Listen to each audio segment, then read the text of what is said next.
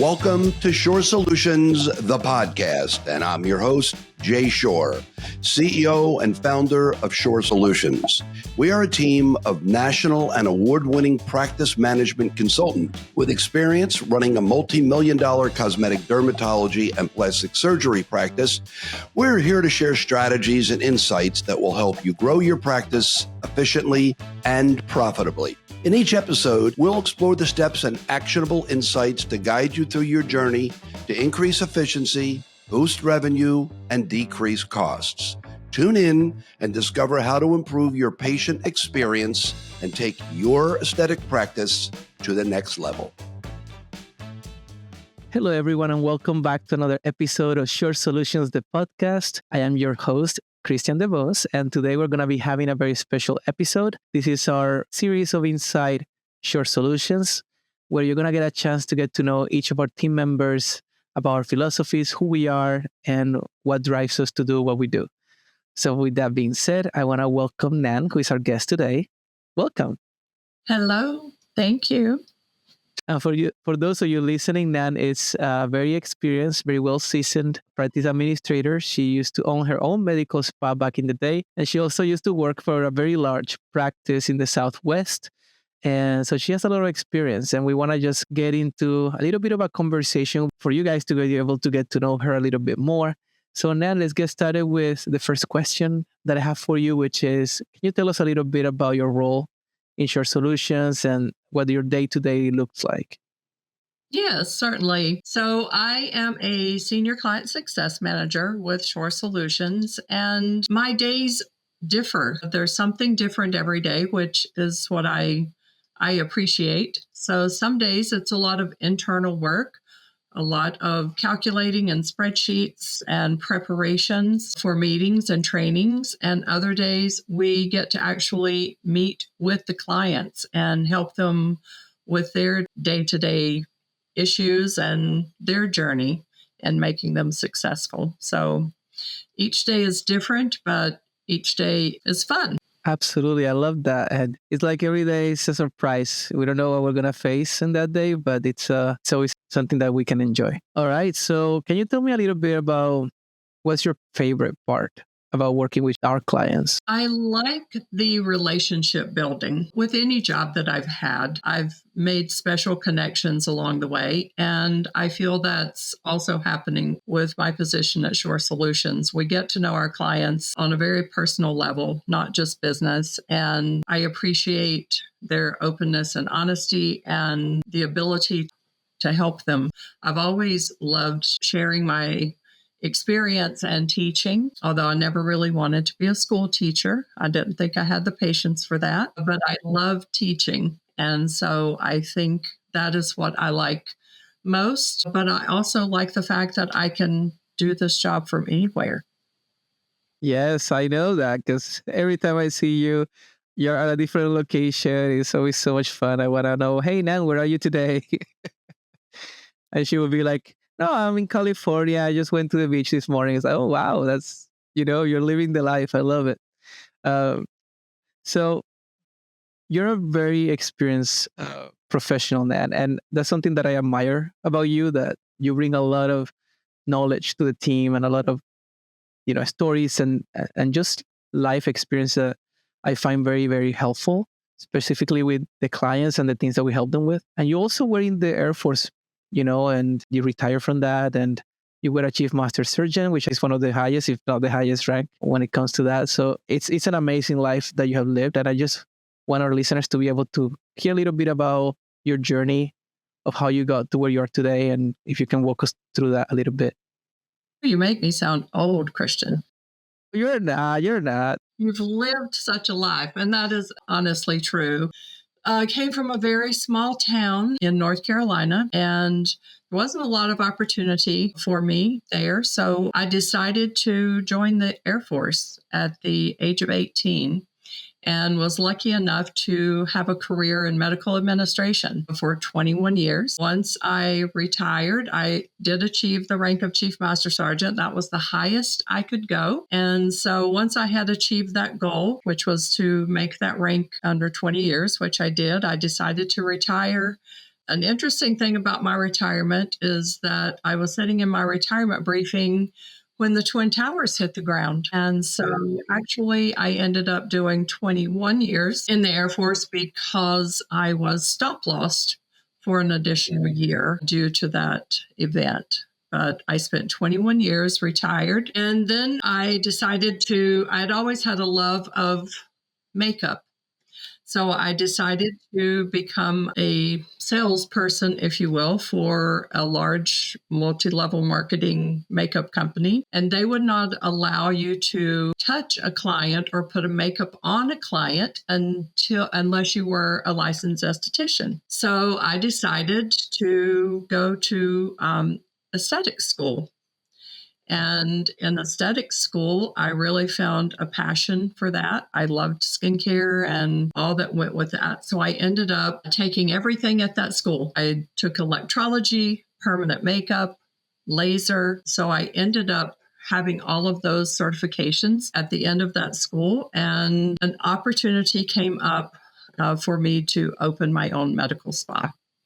And I did that without having any knowledge of exactly how that was supposed to work. But it turned out that I hired consultants to teach me and guide me along the way. And through their help, I was able to have a very successful medical spa for 13 years. And then I decided to sell it. It was personal reasons why I wanted to relocate for family.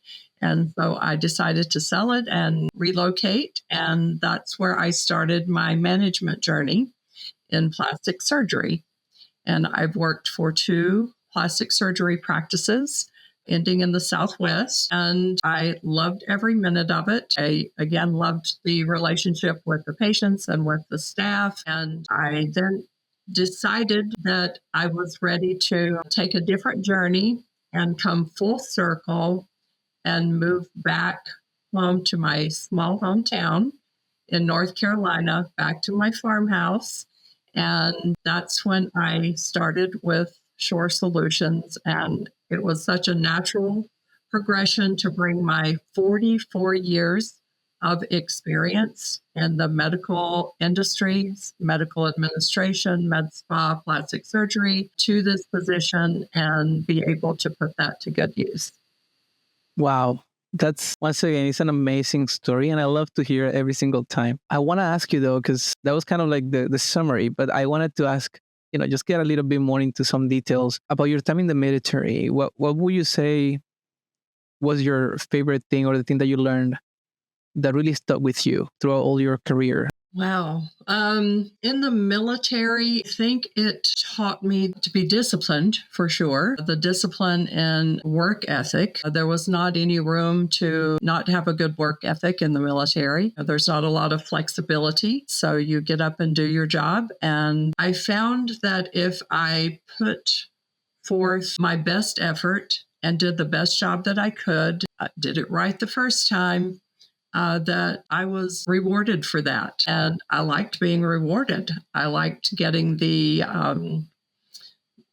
accolades and the promotions. And so I think that taught me that I really needed to focus and do a good job. And I set goals for myself. I knew that I wanted to achieve the rank of Chief Master Sergeant, and I studied that path. And so that's what I focused on. And I think that's important for anyone starting a career, is to really find out why you're there and what your purpose is and what your goal is, and look for the best path to achieve that. Wow, that's very interesting. I was thinking about the last couple of interviews we have had with the team, and something that I seem to continue to see in all of us is that hard work and that discipline and that desire to progress and to set goals and accomplish those goals. And I think that we all have that in common. And I think it's kind of like a mindset, if you want to call it. And I've seen that in our clients as well, as they're trying to open their practices or they're trying to improve the way that they're running their practice, or even if they're trying to look for an exit strategy, they just have this mindset of, they just want to do it right the first time, as you mentioned. So, and that's why most of the time they end up seeking our help, because they don't want to make those same mistakes. Let's take a quick break. I want to tell you about our Conversion Cascade 2.0 online course. In just a few hours, you and your team will learn how to attract more patients, convert more consults, and turn new leads into loyal patients, all at your own pace. Along with lifetime access, you'll receive downloadable tools such as phone scripts, marketing checklists, and conversion tracking tools to help improve your sales and customer service skills. And as a special thank you for being a podcast listener, use code PODCAST to get 20% off. Click the link in the show notes to sign up today. With that being said, when you decided to open your med spa, what are some of the things that you found difficult, that you found challenging, I guess, at the beginning? And how do you tackle those challenges? It was some lessons learned along the way. I'll tell just a really quick story. So when I first started, I actually bought an existing medical spa, and there were two ladies that worked. It was a very small practice, two ladies that worked there, and the owner was moving, and I just was coming in to take over. I quickly realized that loyalty is not always there. And the two ladies that worked there were conspiring within the first couple of months to leave and open a med spa right beside me or just right down the road. So I was left there with a new business and no employees and didn't know exactly what I needed to do or how to handle that. So I quickly learned what a non-compete was. In a contract. I hired an attorney and learned that aspect of the business. Then I hired new employees under that new contractual structure. As I went along, as I said, hired the consultants, learned the retail side, the sales side. I had the technical part from going to school, but I went to spa shows all of the time, and I was constantly seeking new information and new technology and new products and new marketing and ways to make my business successful, along with taking care of my people. So there are a lot of challenges, but you just have to try to find ways to get around them or to solve them or to meet them head on and push through. And some of these things will happen to you. I mean, even if you get a consultant, you're still going to make mistakes. You're still going to hire the wrong person. And that can happen. People can be very good at interviewing. So you might be fooled, and even your consultant might be fooled sometimes by some of these people. And now with AI, a lot of people are even using that during their interviews. And I have seen a couple of people looking at a second screen, seeing like what to answer to the interview. It's pretty interesting, the times we live in. But with that being said, when it comes to hiring, because you mentioned this with the two ladies that left and basically took some of your business, what are some of the things that you have found to be helpful when it comes to selecting the right people? What are some green flags you look for or some red flags that you try to avoid? The first thing I look at is their resume and to find out how well put together that is. That's the first step, because if they make a lot of typographical errors or don't pay attention to the quality of their resume, that is a good indicator that they will not have quality of work for the type of job that I'm looking to hire, especially if it's like a front desk. The other one is personality and a good fit. You want to ask the questions. You want to ask the typical questions about their work performance, but more importantly, I think, is a cultural fit in the practice, because everybody comes typically with a skill set. So it comes down to who is going to fit well with the culture of your business, the culture of your practice, and have the same philosophy that you do about moving the business forward, moving themselves forward. If they're looking to make themselves better, if they're looking to take classes or go to school, anything like that, that shows that they're always constantly looking to move forward and improve, I think it's something that I look for in an employee. I love that. And I remember you saying in another meeting that you also have this gut feeling, right? That will tell you if maybe that person is not being fully honest, or, if it is the right person, you will feel it in your gut. And I think that as I have continued to interview people, I have noticed that that's growing in me as well. That feeling of, I didn't notice it was a red flag at the time, but because of the experience that I've had, now I notice those red flags. So it's pretty interesting how over time, as you continue to develop as a business owner, you will gain a lot more experience, but it's very helpful to have some guidance in the beginning. Now, let me ask you a little bit about your personal life, because I feel like, yes, we love to talk about business and we love to talk about practices, but it's great for people to also get to know, what Nan does during her free time or outside of work. What do you do that keeps you grounded or that helps you recharge, or just how do you spend your free time? I travel a lot to see my children. I have 3 grown children, and one of them lives in California, one in Texas, and one in Tennessee. I absolutely love to visit them, and I do that often. And that's why I love this job so much, because I can work from their home while they're at work and spend the evenings with them. And I also am a beach lover. Much to the chagrin of my skin. Uh, I still love to lay in the sun and just be out on a beach. That is my all-time happy place. And then to just come back home to the country. I've been all over the world, and I find a certain peace and just coming home after all Yeah, of my travel. absolutely. How important do you think it is for practice owners to also try to find that balance in their lives? I mean, what can they learn from your experience when it comes to that? It is vitally important to find that work life balance, not only for your own well being, but for your employees. Your employees sense when you're stressed, they sense when you're really upset about something or tense at work, or you're just spending your days and nights at work, and it can be exhausting. So it's very important to try in any career, in any position, to find that work-life balance. And I know that it is difficult, especially I remember when I started my spa, I was working, it seemed like around the clock. I would work to see my clients during the day, and I would come home at night and I would be on a computer creating menus or creating my next marketing special, or, there was always something to do. When you own your own business, you're never off of work. There is no such thing as flipping that switch and turning it off. Even when you're on vacation, you still are going to get those phone calls that the AC went out, or, there's something going on. And so it's important to take that break when you can and try to just decompress a little bit, but with the understanding that when you own your own business, you can never really shut it down.